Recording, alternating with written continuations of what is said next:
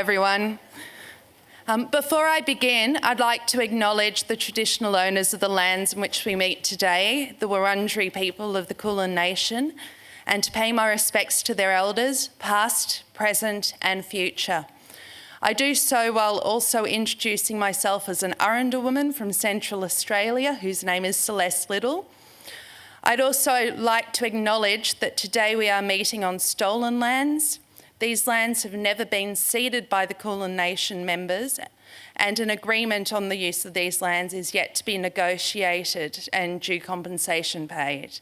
As a unionist who believes in the power of negotiation to achieve a fair outcome, I acknowledge that this unfinished business is a shame our country carries, and that we will never reach maturity as a nation until the wrongs of yesterday are acknowledged properly and rectified.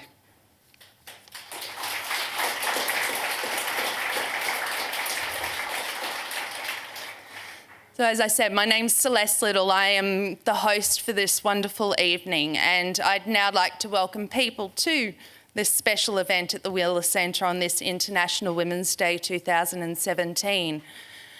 As an Indigenous unionist who accidentally seems to head towards anarchism quite a bit, I take particular delight in having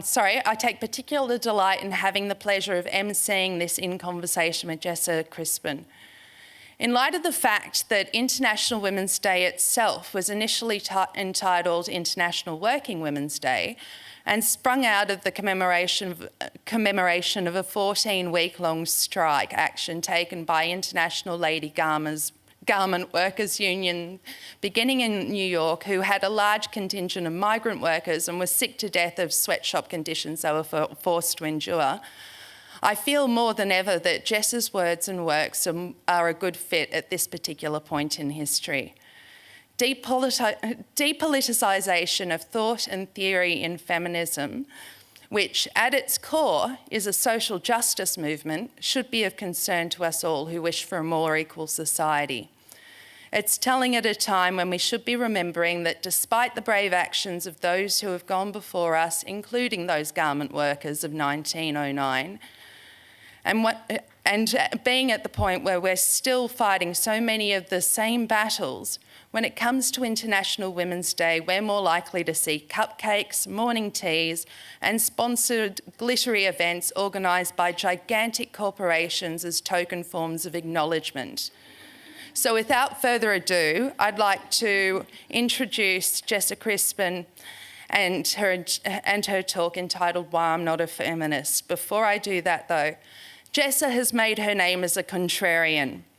Founder of the uncompromising review blog Bookslut and editor of the literary magazine Spoila, she's railed against comfortable consensus in American publishing, burning bridges and throwing grenades at holy grails. Crispin fights on the side of literary ambition, experimentation, rigour, and intellectual independence. Her new book, by its very name, is a provocation. It's called Why I'm Not a Feminist, and it's a spiky, scholarly critique of the compromises inherent in American feminism today. Crispin reveres unfashionable, radical, second-wave feminist writers and believes that contemporary mainstream feminism has sold women out for something banal, corporate, unimaginative, and exclusive. Why I Am Not a Feminist imagines a new kind of feminism and calls for an upheaval. Can we please make her feel welcome?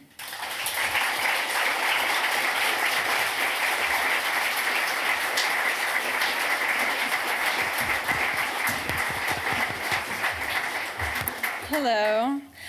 So I was asked to do a kind of condensed version of my book, and I had every intention of doing so, but I changed my mind. I was in Adelaide on a panel about art criticism, and I was the only woman on this panel, as you know. And the man next to me had written a book about 8 artists, painters, and not a single one of them was a woman. And when I kind of called him out on it, he didn't even have a response ready. It hadn't even occurred to him that this might be a problem. And so I wanted to kind of think through this idea, and I wanted to talk about male hegemony, I'm sorry, and how it persists, and the problem of interrupting it. So, I was at the Museum of Modern Art looking at the Surrealist collection. I'm not sure how long it took me to notice that there were no women in it. I was maybe 20% of the way through when it dawned on me that despite all the Dollies, the Ernsts, Belmers, there were no Carringtons, no Cahoons, no Toyans. I went back to the beginning of the collection and went on the hunt. I double-checked every placard, thinking surely in this day and age, an institution like MoMA would not be so patriarchal and so blind as to omit women from one of their most important collections. Even if their motivations were purely optics, coming out of political correctness and fears of what happens when that's violated, would motivate them to find some women. The problem for me is that as a woman, this is common. Outrage at our continued invisibility, indignation. And if you continue to pay attention to the way women have been erased from the history of arts and letters, then you find yourself getting increasingly shrill. You can feel your voice rising, even when you're trying to be light about it. You can feel yourself careening towards being the type of person who uses words like herstory and spelling women with a Y. And you can also feel men's lack of interest, their barely controlled eye rolls, their now-nows, as they continue to dismiss your complaints, as they go back to behaving the way they always do, with the utter confidence that all of the best art and letters were produced by men. That explains their museums, their history books, their general swagger as they walk through the world. I did find a woman in the Surrealist collection in the last room. It was a Frida Kahlo stuck in the corner. She was obviously there as a token. After all, the entirety of the rest of the collection focused on the Parisian Surrealist scene, which she was not a part of, as if that were the only scene there was. Also, there's the fact that what Kahlo was doing wasn't surrealism in the strictest sense, and she didn't fit the room. The best I can guess is that she was there to alleviate the curator's headache, earned through the protestations of so many women who find themselves becoming shrill. Now, the only reason I'm up here not calling for the full removal of men from all cultural institutions and universities, and don't think I haven't entertained that particular fantasy, is because I know men are not the problem, or men are not the only problem. It has happened frequently that I've read lists of quote-unquote essential feminist texts, lists curated by straight white women who forgot to include queer writers, or black feminists, or international thinkers, and so on. Not only that, feminists have consistently downplayed the racism and homophobia of its past white leaders, whitewashing its history even further. And it's not heterosexuals who are the problem. I've seen this same problem in two recent histories of homosexual culture, the AIDS documentary, How to Survive a Plague, and a history of the formation of gay identity in early 20th century Germany, a book called Gay Berlin. In How to Survive a Plague, the heroes of the AIDS crisis were all conveniently very attractive white men. Like the filmmakers and writers were attractive white men. Gone from the story were all of the lesbians who took care of the gay men on their deathbeds, who were very often leaders in the early days of ACT UP, as the lesbian resistance was, at that point, much better organized for direct action. Also gone were all the queers of color, who were not just peripheral, but actively engaged and leading the movement. In Gay Berlin, the gay male stands in for homosexuality as a whole. The gay identity is the gay male identity, to the point where I believe it was 70 pages in before a lesbian was even named. The writer dismisses out of hand the contribution of lesbians to important committees and boards in the gay community. Yet women not only participated, they were often founding board members. He writes about the important writings of Auden and Christopher Isherwood in documenting gay male nightlife, but leaves out Jean Memin, the artist who'd painted the drag kings and lesbians at the club. The question becomes, how much of this kind of erasing, forgetting, and dismissing is an unconscious narcissism or lack of interest in the other, and how much of it is agenda? Is the author, the professor, the critic, the judge on the award panel even aware that he is privileging his own experience over the experience of people foreign to him? Can something as subjective as taste be political? And can something as objective as genius be entirely responded to subjectively? Can we miss it just because our expectations for what genius looks like? And when ignored demographics fight for representation, why do they so often do so at the expense of even more ignored demographics? I was reading Derek Sayers' excellent cultural history book, Prague, a few months after my migraine-inducing trip to MoMA, and he points out that while surrealism is thought of by many as an essentially Parisian movement, its roots are in Czech writing, painting, and music. Even André Breton, the so-called father of surrealism, credits the artistic community of Prague as being the true pioneers. So how did the history of surrealism get recentered? It turns out it's the fault of MoMA, no kidding.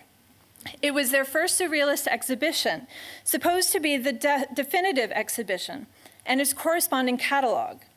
And if you'll indulge me, I'd like to read a passage from the book. It's a little long, but hang in there. So Stursky and Toyen were among the contributors who had dipped beneath the art historical radar by the time William Rubin put together his blockbuster retrospective, Dada, Surrealism, and Their Heritage at MoMA in 1968. The MoMA exhibition did not include the work of a single Czech artist, and Rubin's accompanying 525 book Dada and Surrealist Art omitted the names of Nezval, Taiga, Stursky, and Toyen altogether from what the publishers claimed to be this first truly comprehensive history of the two movements. This might not matter were Rubin not the chief curator of the painting and sculpture collection at MoMA, which is as authoritative a position from which to define what is or is not part of the modern canon as the world has to offer. Absurdly, but not improbably, in a time when few would have challenged New York's claim to have taken over from Paris as the global capital of modern art, the book's chronology begins not in Europe at all, but with Pissabia's arrival in Manhattan in January 1913 for the Armory Show that jolted America into a belated awareness of what Picasso, Matisse, Duchamp, and company were up to. Rubin's chronology makes no mention of the 1932 exhibition of Main's Gallery, a show 3 times the size of the newer super realism exhibition the previous November at the Wadsworth Atheneum in Hartford, Connecticut, which was the first surrealist exhibition to take place on American soil. Nor does this listing of key dates, events, and works in the history of the surrealist movement mention Breton's visit to Prague in 1935, which gave rise to several texts in the political position of surrealism. The disappearance of the Czechs is not the only lacuna in how the 1938 exhibition, and indeed the entire interwar surrealist movement, came to be remembered. Of the 331 works exhibited in Dada, a grand total of 7 were by women. The female contributions to the exhibition were Hannah Hawk's Cut with a Kitchen Knife and High Finance, and only 3 other artists. Dada and surrealist art similarly neglects to give serious consideration to a single woman artist. Rubin was quite candid about his intentions, stressing that the aesthetic judgments underlying his selections were not simply outside the concerns of surrealist poet critics, they were utterly alien to their beliefs. Yet, he insists, despite the Dada posture that rejected the possibilities of inherent aesthetic value, the ultimate survival of the objects in question depends on the fact that they are art and not mere cultural artifacts. Art, we might ask, as defined by and for whom? What I find so interesting about this story is that a man, either consciously or unconsciously, did not value the artistic output of women, and so did not find the work of women surrealists, who had been absolutely present in the exhibitions and the histories up until that point, valuable enough to include in the exhibition. He recentered the entire history of the movement around his own city. He not only erased women, out of his own, narcissism, he erased the contributions and influence of Prague. Let's think about that for a minute. And again, without knowing whether this was an intentional act of erasure, a man decided to disregard anything from the history of the surrealist movement that did not line up with his reality. His need for his story, his culture to be dominant was so overwhelming that he cast aside anything that usurped that dominance. We tell ourselves stories, and sometimes those stories devour. We tell ourselves stories of the genius, that he is a singular individual, And so that story erases the contributions of collaborators, influencers, managers, wives, friends, enemies, children, parents, random passersby. And so David Bowie is a singular genius, and that devours the story of how David Bowie got his original androgynous style, which was simply by copying his wife's look and stealing her clothes. Jackson Pollock is a singular genius, and that devours the story of Janet Sobel, the woman artist who was doing drip paintings before Pollock, and whose work Pollock saw and copied. We tell ourselves stories about which nations are important and for which purposes. And that devours the contributions and histories of out-of-the-way places like Central and Eastern Europe, Latin America, most of Africa, and the Pacific. There are certain regions of America that are more important than others, and the important ones exist on the coast. We very rarely stop to question how it possibly could be that all of the important philosophers of the last 100 years just happened to be born in Western Europe. If the canon is a meritocracy, then it couldn't be that we just favor certain regions, that we ignore the contributions of 95% of the world based on unconscious prejudice and laziness. It has to be that there really are no good philosophers born anywhere else. It just so happens that Foucault's vision of the world is relevant to all things.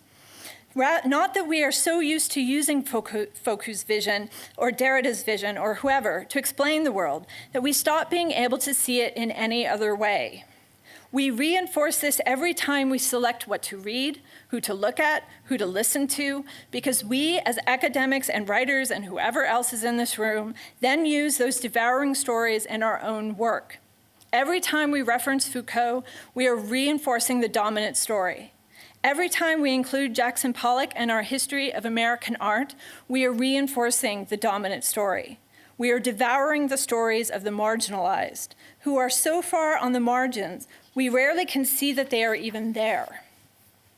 And what is the result of one museum's, one curator's sexism and nationalism? Well, 50 years later, the museum still excludes women from the Surrealist collection. Check out any history of Surrealism, and you're unlikely to see someone like Toyen, the Czech woman artist who was a central figure in her time, given more than a passing mention. Women are relegated to the women of Surrealism collections and histories. They're decentralized, seen as being a curiosity off to the side of the real action, which is masculine. They're not integrated into the primary story. Now, if somehow the world we lived in was a matriarchy, is it not possible a woman would blindly write men out of history as well? Of course. As we so often forget in our age of identity politics, the problem is not one of demographic. The problem is power. Men have the power to write women out of the history of art. Gay men have the power to write lesbians out of the history of homosexuality. White women have the power to write women of color out of the history of feminism, and so on. The powerful want their reality to dominate and to be unquestioned. The powerful, in part, maintain their power through the act of writing the archive, of maintaining the canon, and deciding which stories are important to tell. Let's not forget what the canon does. It is not only a list of the greatest books in the history of literature. It is the tradition in which a writer is supposed to work. It is a collection of writers who are allowed to be influential. It is the solidification of taste. It signals to contemporary writers what is seen as significant and what is important. It tells the contemporary writer what he or she should be doing if they too would like to be considered important. The fact that such a small segment of the population, the white, straight, highly educated men who live in culturally dominant countries like the United States and Western Europe, have been so long in charge of maintaining the canon and deciding which stories are important should make us deeply skeptical, or at least on alert, of their ability to tell what stories are important for anyone other than themselves. As the story of MoMA and Surrealism shows us, we will, consciously or unconsciously, gravitate toward stories and ideas that are centered around us, that tell us we are important, that reflect our reality. It's easier to deal with the discomfort that comes with being challenged by a reality not our own, by dismissing it, by saying it's a matter of taste. The canon is a problem, and while that has been acknowledged for years, no one really knows what to do about it. One suggestion is we do away with the canon, but this is not a serious suggestion. You could say then that what is needed is for each person to develop their own personal canon, the books, art, philosophy, music that is important to him or her. But who has that kind of time? It's even more of a worrying suggestion that each demographic should have its own canon. Here is the canon of women's literature. Here is the canon of homosexual visual art. But we've already seen that within a demographic, people have varying levels of power and do not play fair. Within each demographic is a power struggle to determine who gets to tell that demographic's history, who gets to award its excellence, what specific people or traits or values are considered the most important. And for some reason, it's truly a mystery why the people with the most power will think that the traits or qualities they just happen to embody or possess are the most important traits or qualities. And besides, this other solution creates fragmentation rather than bringing a sense of shared humanity. Only people experiencing a certain level of guilt will ever go paying much attention to the canons of demographics less powerful than themselves. We are in a stage of reclamation and questioning, of trying to retell the stories that the dominant stories devoured. We are going through, or at least some of us are, the written record and scribbling things into the margins and between the lines. This year we had the film Hidden Figures, which reinserted the Black women who did work essential to the space program at NASA. And for decades we had looked at the history of science and only saw white men. What's interesting is what this active scribbling in the margin provokes in white men. Because in this age of decreasing masculine importance, when the male reality of dominator is crumbling, when men are not able to access and use to their advantage the power they were promised, rather than questioning the danger and immorality of that power, or trying to understand why they no longer have unfettered access to it, the story of male dominance is all they have.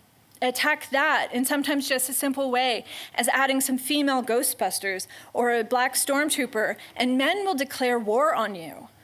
They will accuse you of threatening the white race, of threatening masculinity, because they are so invested in these stories of their own importance. And it would be nice to think that this anger is contained to the realm of the trolls, the cucks, the virginal basement dwellers, but watch what happens when you challenge male authority of the canon. And the male authority is not propped up solely by men, but by all who are interested in maintaining traditional systems of power. When students complained to professor and critic Helen Vendler that her British Lit survey class required for all English majors, including only one woman on its syllabus, Mary Shelley, Vendler stood in front of her class and said, "There have been some complaints that this course only discusses major writers. So today I will discuss some minor writers." Then we have writers like Richard Dawkins dismissing the contributions of women and of people of Muslim cultures from the history of science. We have professors and critics regularly decrying the influence of political correctness on history and thought, even though what they are calling political correctness are simply firm requests to question their own assumptions and prejudices. And men are still writing histories of the world where they are the most important players. And this is the uncomfortable truth that emerges. Men have yet to encounter feminism. Don't you think we would have noticed if they had? If men acknowledged that feminism existed in anything other than the very surface level that they have so far, wouldn't they be doing this questioning, this historical reassessment all on their own? It's not just that men are still writing histories of philosophy without including a single woman. It's that they're not, as a whole, having that pause, that what have I missed? They are not voluntarily going through the work of St. Teresa of Avila, Simone Weil, Adrian Piper, and questioning their initial dismissing of the work as minor. They don't understand that one reason a woman's work might be minor is men's need for it to be. And white people have not encountered civil rights and done the work of revisiting the work of writers of other races. And America and Western Europe have not encountered Romania or India or Argentina. And so the act of filling in the margins and the spaces between the lines is still the emotional and intellectual labor of those marginalized. This is important work. It's also tricky. It's tricky not to fall into the same bad habits the powerful have done by insisting that our stories, whichever demographic we feel we are the best representing, are more important than others, that our stories are heroic. I read Ruth Butler's 2008 book, Hidden in the Shadow of the Master, the model wives of Cézanne, Monet, and Rodin. While I respected the project, going back into history to give voice to those who have been denigrated and misunderstood by historians, and on the list of people who have been denigrated and misunderstood by historians, the wives of geniuses ranks high. Butler tries to flesh out the lives of these women so recognizable in their husband's art, but from whom the barest bones of an identity were left behind. A letter or two, an official document announcing a birth or a marriage, an anecdote in a friend's diary. Butler recreates their lives by examining the standard life in 19th century Paris for a young woman and transferring the information to the wives. But she defaults too often to honor and intelligence. When she needs to imagine a scene, which she must do frequently, as none of these women left behind a memoir, she imagines the woman acting with honor first, or speculates on the quiet strength with which they endured. But men, even great men, sometimes do not marry their equals. I have seen them at dinner parties. She wants to believe the best about these women, and the result is a book that feels like an overcorrection. And it is important not to overcorrect, not to beat the bully by becoming the bully. We must admit our humanity, not our superiority. Now that we have a chance to tell our own stories and have them be honored, we must make sure that our stories now are not just about how great we are, how brave, how heroic.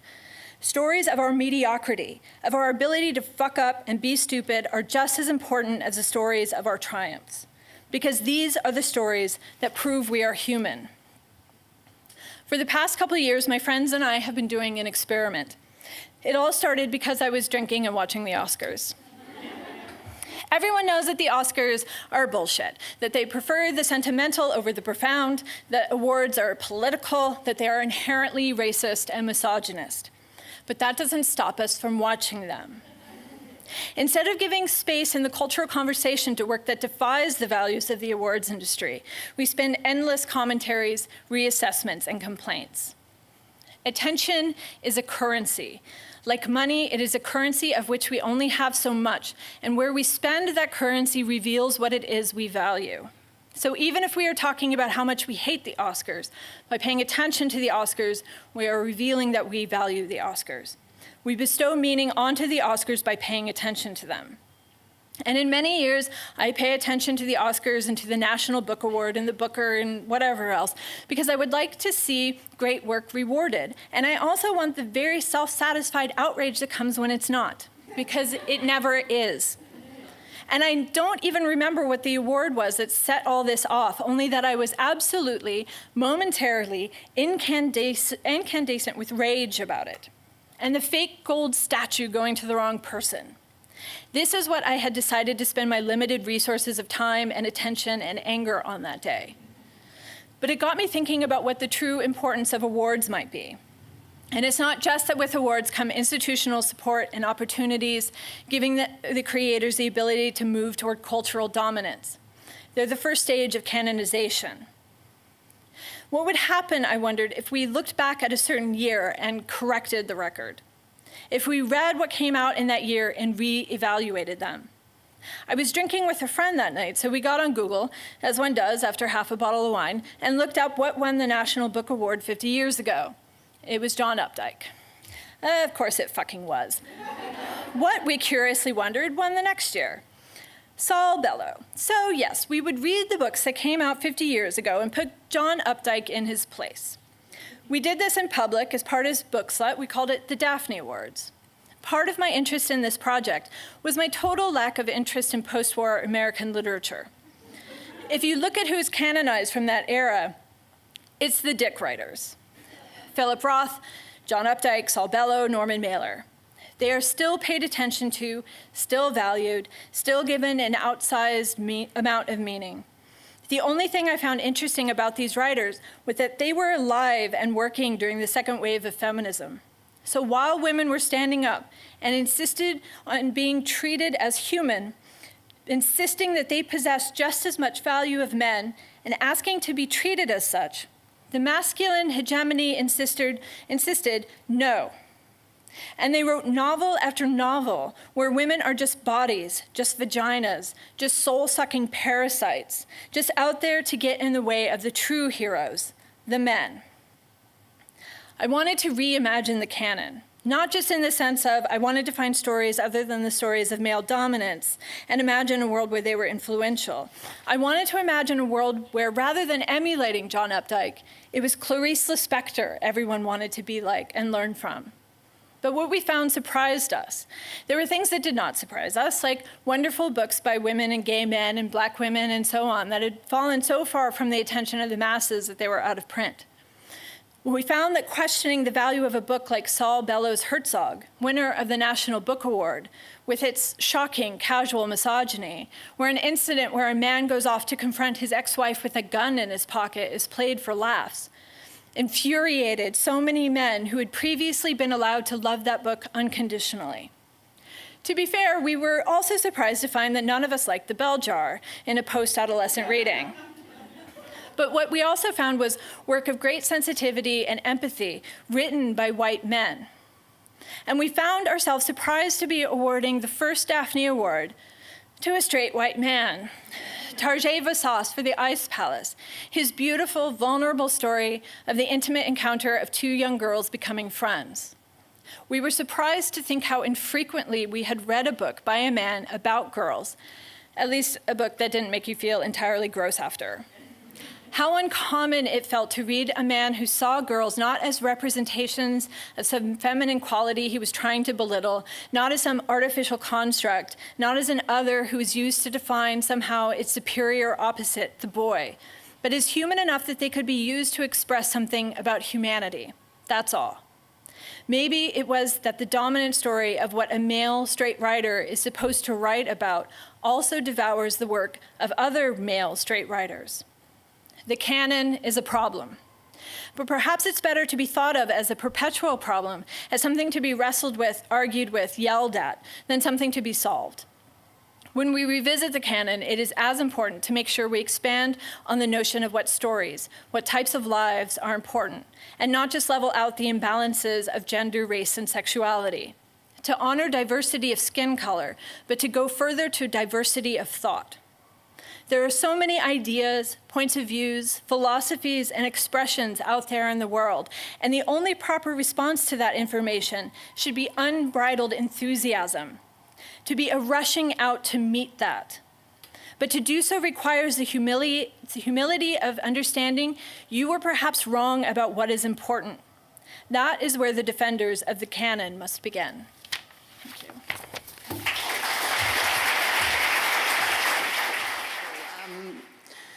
There was so much in that, and particularly, you know, the idea of defending the canon as an Indigenous feminist writer is something that that I constantly grapple with all the time. So I wanted to thank you for those ideas and those sorts of. I don't know. I'm probably going to go home and write something is the problem, and then I'll be up till 3. I wanted to ask you a couple of questions around the book as well, if that was okay. Sure. Because there was so much in it, and you know, I hope that everyone takes the opportunity to read it and engage with many of the important things I felt that Jessa was saying within it. So here's the first one I'm going to hit you with. All right.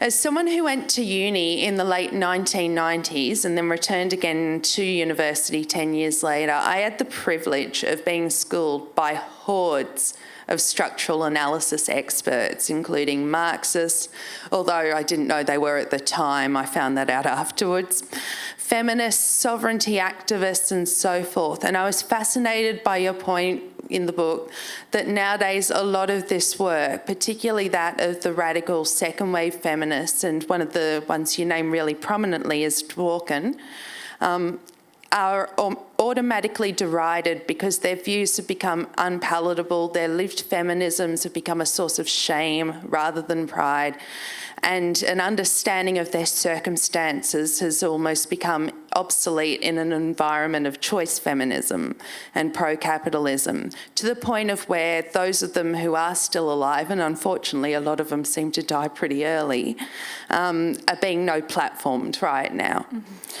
I was wondering if there were any ideas in particular from these types of thinkers, the Dworkins, the Greers, the Salonuses and so forth, that stand out as theories that we should absolutely be listening to and engaging with nowadays, particularly as we take a real look around the world and see that a lot of what they're on about hasn't actually really changed a lot.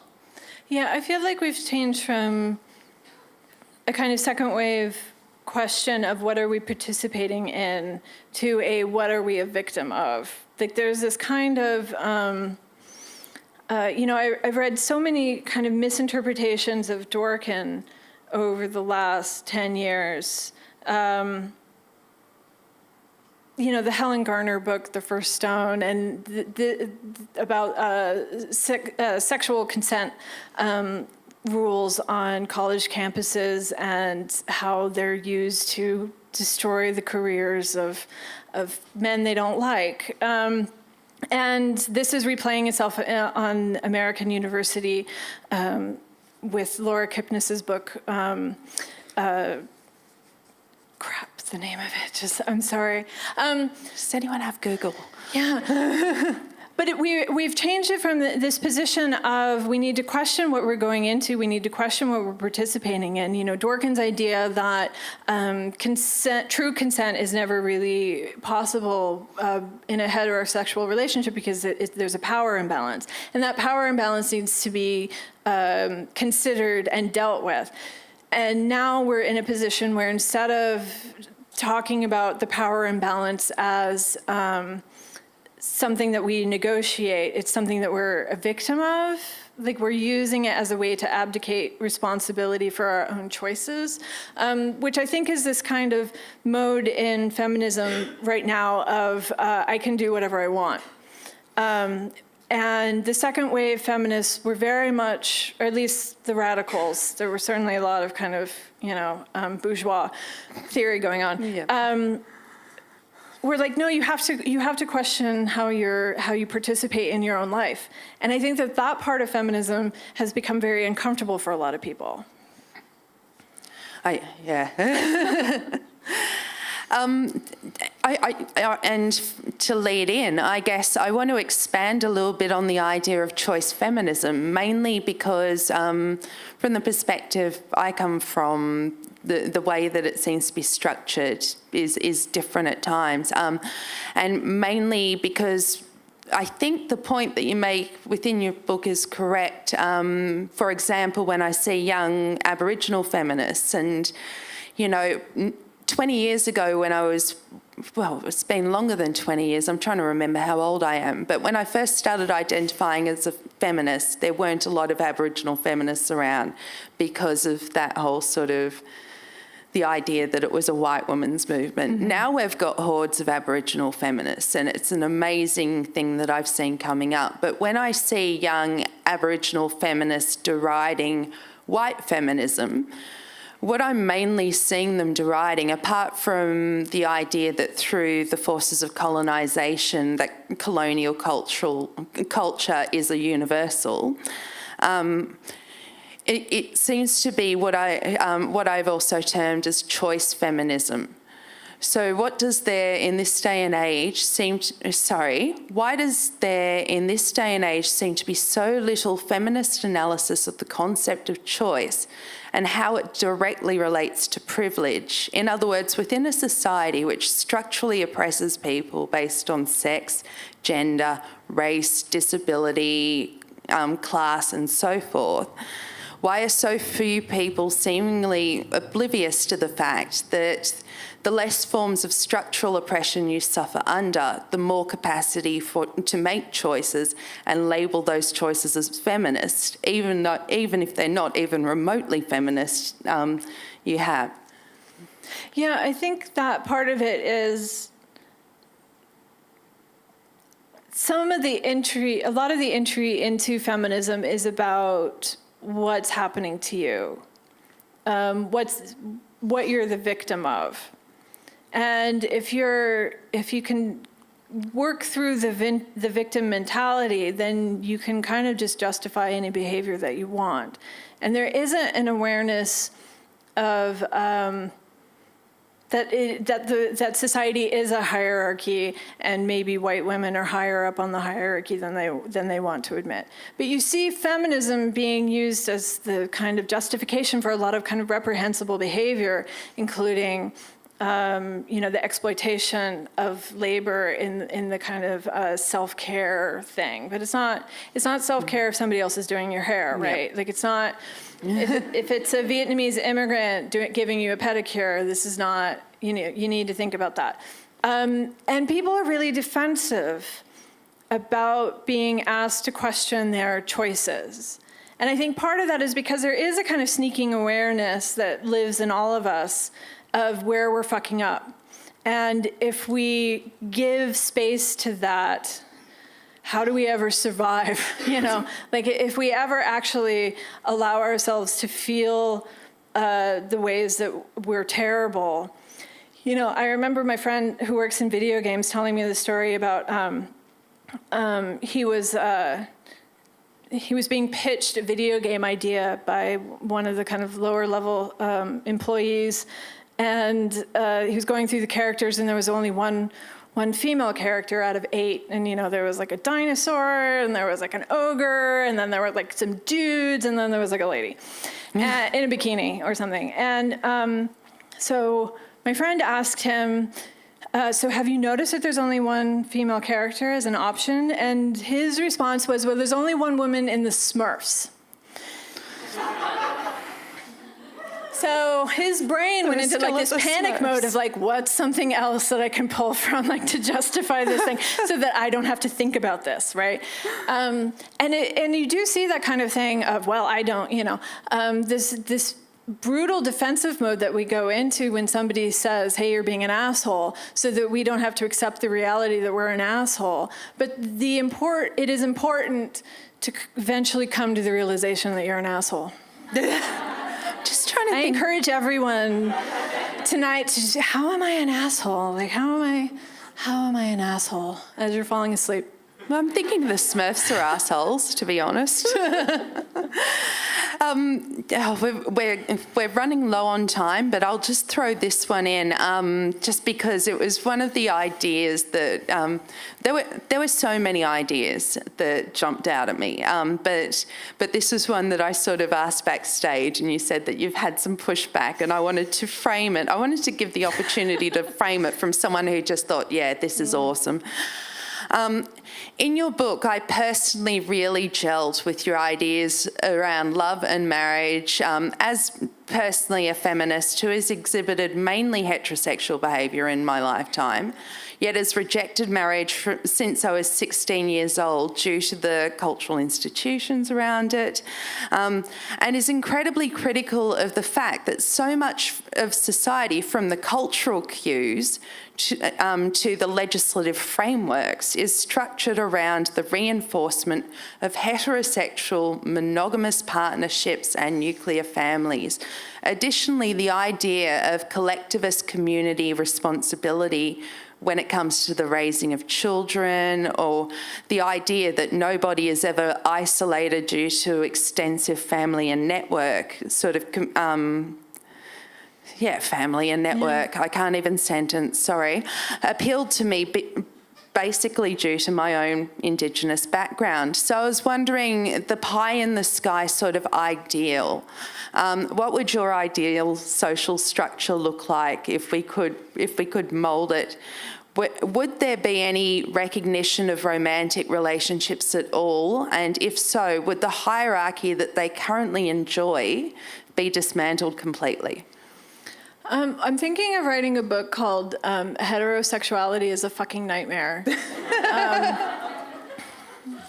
Somebody give me a contract and thousands of dollars, and I'll do it. To me, I was in Baden-Baden because I was losing my mind, and I was living in Berlin, and I would just get on a train and I'll just end up in Baden-Baden and everything will eventually be fine. But they have all these grand houses where if you break your knee, there's like the broken knee house, and if you have asthma, there's the asthma house, and it's this very much it's a health resort, but it's a residential. So you go there and you're rehabilitated, and I was just like, wouldn't it be amazing if there was like a rehabilitation from heterosexuality house, where you're just like given a lot of goulash and wine, and you like take waters, which I guess is just drinking water, which I was so disappointed to find out. They're just like, oh, you read 19th century literature, and it's like, oh, she went to take the waters. It's just drinking water. But they also have nice spas, and that's nice. But I thought, it could be like a house that had two wings, and men could live in one wing and women could live in the other, and there'd be a great library, and then there'd be like a dark basement area where like no questions are asked. You can just like touch each other and just like be bodies for a while and then fuck off and go away. So if anybody wants to give me millions of dollars, I will build this house for you in Baden-Baden, and you can come live with me. Oh, I've been to Friedrichshain as well. I loved hanging around there. I'm going to throw it open to some questions from the audience, and that's why I've got my glasses on, because I'm short-sighted and I can actually see you.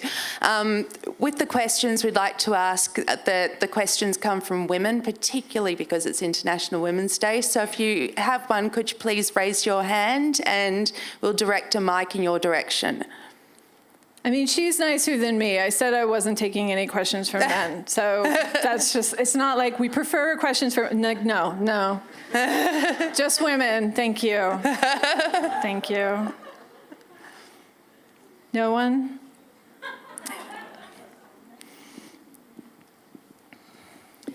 Thank you. I'm just wondering perhaps why your book's not titled Why I'm Not a Feminist, But I Am a Women's Liberationist. Just in terms of as a 70s activist myself, I agree with you. So much of the really seminal work that was exciting was written then. And somewhere along the way, women's liberation became feminism, and it became palatable. Mm-hmm. It may not be the right word now, but it does express more of, I think, the notion of changing society rather than choices in our own lives. I think that, the primary reason for the title is that the word has been so co-opted, right? Like the pro-lifers are using it, Taylor Swift is using it, just all these like deeply unfeminist figures are using the word, and it's very confusing. And I don't think that there's any sort of, people are like, well, shouldn't we just reclaim the word? I was like, shouldn't we spend our time doing other things than reclaiming the word and trying to more strictly define it? As far as like other words, I'm so sick of words and labels, and like this is a one word that describes my entire ideology. And when we talk about, women's liberation or feminism, there's this sense that we don't move past the idea of our situation and move into a space where we understand that the system that oppresses us oppresses the trans community and the queer community and Black Lives Matter community and et cetera, and on and on. Like, I think when we focus on just our own problems, it leads to this kind of selfish mode. And so why don't we just stop naming our ideology and just live it instead? Anybody else? Oh, down the back. Oh, sorry. Is it me? Yeah. Okay. So as a young feminist, I've noticed that a lot of the feminism that I encounter in my life at the moment is based on women celebrating feeling empowered by how they look. And I found that a little bit difficult because on one hand you want to celebrate women around you feeling good about their bodies and how they appear, but on the other hand I think it doesn't really lead to much questioning of why we care so much about how we look and how that's self-objectifying. I was wondering on a kind of day-to-day level how you would recommend responding to women around you who are calling for that kind of reinforcement without kind of undermining the empowerment that they might be feeling based on how they're appearing. Right. I mean, I think that the problem that I have with this idea that we need to expand the notion of what's beautiful, right? Like, so now fat is beautiful and differently abled bodies are beautiful and so on. It's important to feel good in an embodied state. At the same time, like the word beautiful just irks me because if we have beautiful, then we need to have ugly. And beautiful is a value that I don't respond to. I don't need something to be beautiful in order to love it or want to fuck it or whatever. And I think that removing these notions, removing these words, because what actually, in our culture, what bestows that word? It's almost certainly men or the pretty girls in power, and they're as much the enemy as anybody else, I think. Hi, I really resonated with what you said about works in the canon, kind of legitimizing structure or being like, this is how you're allowed to make your art. And I just love you to talk a bit about your creative process in writing and writing non-fiction. Is that different to when you write fiction? And how do you find inspiration in the structure of your work? Well, I don't write fiction, so I don't know how it would be different. I have a lot of novelist friends, and they're just like mysteries to me. They're just like, oh, I've been following this character around. I was like, do you see them? Like, do we need to talk about this? Are they here now? So that part of my brain just doesn't function, I guess. With nonfiction, it's usually curiosity. I travel a lot. I'm kind of interested in everything in this annoying way of suddenly I'm buying 28 history of medieval convents books, and then they're just in my house and have to be dealt with. So yeah, to me, curiosity is the starting point of anything. Hi, I just wanted to ask you, I found what you said about Oscars very interesting, and I just wanted to ask you if you think that the way we engage with culture should be political. The reason I'm asking that is because I recently commented on one of my friends' posts on Instagram about how he said that Gossip Girl is the best teen show ever, and I was like, but it's racist, and he was sort of got a bit upset about it. So I'm just wondering if the way we engage with culture should be political or not, and how much, space we give to certain things.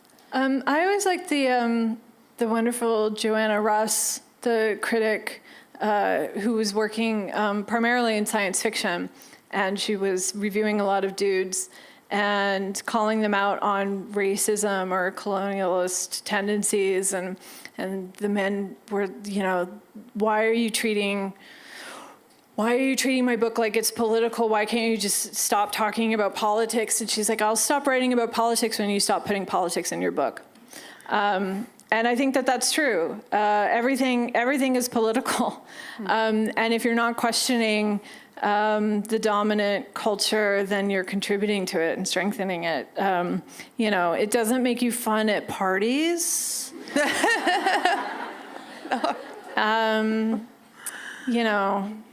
But who wants to be fun at parties, really, I guess. Yep. Hi. If you think being a woman is invisible, then try being an old woman. And I just wonder if you've got anything to say about how we can improve the communication. I mean, obviously, you're a big fan of the second wave feminists, and I lived that time and read that work. If there's any way you can help the communication between the second wave feminists, because my experience is that often when we start to talk about that time and the things that happened during that time as an older woman, you are just dismissed as an older woman who doesn't understand the way things operate now and shouldn't be listened to. So have you got any ideas about, I think getting people together of all different ages is obviously going to be beneficial, but it's a difficult thing to do. Yeah, I mean, there is a problem with younger people disrespecting the archive and the history. And that's just part of our culture, that we're so disengaged from everything. We're disengaged from other generations. We're disengaged from our communities. Like we think of ourselves as these very sort of individuated, singular creatures, and it's our experiences, our thoughts that are the most valid, and we don't have to learn from anybody else. How to improve that, other than me just doing what I'm doing, I don't know. You can do it on a personal level, but there obviously has to be something in the culture that breaks through, or you're just going to be the crazy lady outside the grocery store yelling at people, throwing radishes at them, and saying, you're a fraud, and then, that's my future. Just so everyone's aware. I'm like 3 years away from that. We've probably got time for one or two more. Thanks so much, Jessa. I just wanted to ask about, you talked about the way these kind of masculine discourses have influenced the structure of canon making, but I wanted to ask about how that kind of masculine way of knowing has influenced criticism as well, and how you as a feminist critic go about changing that. Just the fact that so many ideas about how we write criticism, the kind of what's considered intellectual rigour, even the structures of the pieces that are in those places that still create kind of hierarchies of cultural dominance, is a solution to create something like Bookslut, where you can have this other kind of criticism, or how we go about kind of infiltrating those culture making spaces. Yeah, well, I think you can just yell when you see it happening. Editing Bookslut was sometimes just so bizarre to me in what men thought they were going to contribute to it. I remember a couple of cases where there was an interview with a male writer, and they were asked to list their influences, or they just started listing them unasked, and it would always just be men, right? It would just always be the same fucking men, and then this interview would be handed to me, and I would be asked to publish it, and I would say, no, call them out on this shit. Unless this is followed up on, I'm not publishing this. Or there was a case where a male writer, referred to his wife was referring to his wife basically as his mother. We're, don't let the wife see we're having beers before 3 p.m. I was just like, no, I'm killing this whole thing. Because it's just disgusting. And also, this is my space, and fuck you.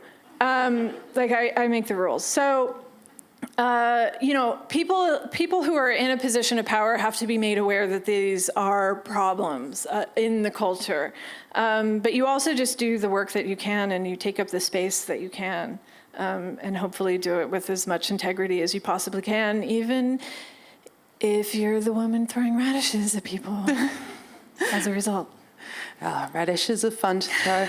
Look, I'm really sorry. We're just about out of time, so we can't have any more questions. But if everyone could just put their hands together again for Jessa, and thank you so much for coming along tonight. Thank you for being in conversation. Visit wheelercentre.com for the best in books, writing and ideas from Melbourne, Australia and the world.